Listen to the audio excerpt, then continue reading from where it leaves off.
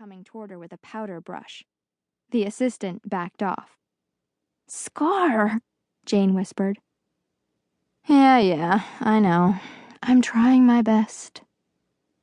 As the photographers continued shouting directions and taking pictures, why was it taking so long?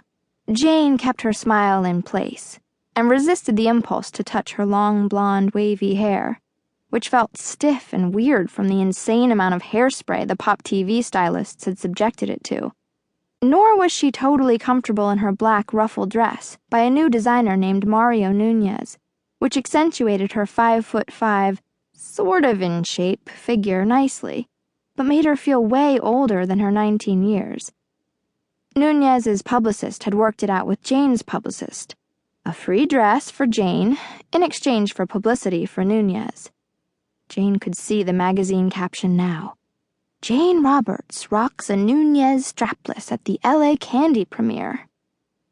Before famed producer Trevor Lord chose her to be on his new reality TV show, Jane had no idea that so many spontaneous celebrity photos Anna Payne stocks up on pumpkin soap at Lush. Jared Walsh hand-feeds sushi to Brazilian supermodel Katarina at Geisha House were actually prearranged by publicists. Of course, before LA Candy, Jane had been clueless about what really went on in Hollywood. Now that she was a celebrity, although she still had a hard time thinking of herself that way, her life had completely changed. She and Scar were no longer the anonymous girls from Santa Barbara who moved to LA 7 months ago. Jane to intern with a top event planner, and Scar to be a freshman at USC. Back then, the girls didn't wear $900 designer dresses that they didn't have to pay for, and paparazzi didn't try to record their every move. "Gabby, let's get you in the picture, honey," one of the publicists called out. Gabby Garcia, the third LA Candy girl, waved to the photographers as she walked up to Jane and Scarlett. "Hey, have you been inside yet? There are so many hot guys here," she gushed. "Hey, Gabby," Jane said. She liked Gabby, who could be a little spacey, but was sweet and easy to hang out with. She looked pretty tonight in a pale mocha sequined slip dress. Scarlett wrapped an arm around Gabby's shoulders. The two of them had become fast friends in the last few months, which Jane thought was kind of funny because they couldn't be more different. "Hey, stranger, what's new?" "Not much. Oh, yeah, I got highlights." Gabby patted her light brown updo and peered around. "Where's Madison? Shouldn't she be in the picture too?" Madison.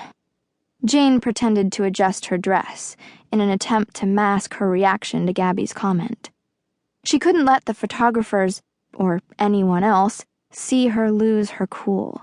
If she and Gabby and Scarlett were going to discuss Madison at all, it was better to do so backstage, behind a locked bathroom door, not on the red carpet where every word and facial expression was being noted, recorded, scrutinized. The fourth girl on the show, Madison Parker, was the last person Jane wanted to see tonight, or ever. Although, of course, she was here, somewhere, so an encounter was inevitable. 3 months ago, just before Christmas, Madison secretly leaked photos of Jane hooking up with her then-boyfriend Jesse's best friend, Braden.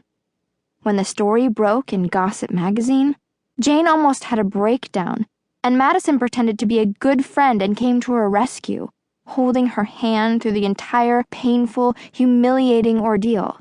Madison even let Jane move into her penthouse apartment after Jane and Scar had a big fight. After she found out what Madison had done, Jane packed her bags and moved back in with Scar, full of apologies. That was on Valentine's Day, 5 weeks ago, and Jane and Madison hadn't spoken since. Jane had told Trevor in no uncertain terms that she would not film any scenes with Madison ever again. She still couldn't believe she'd fallen for Madison's act, or that she'd chosen a backstabber like Madison over Scar, who had been her best friend since kindergarten.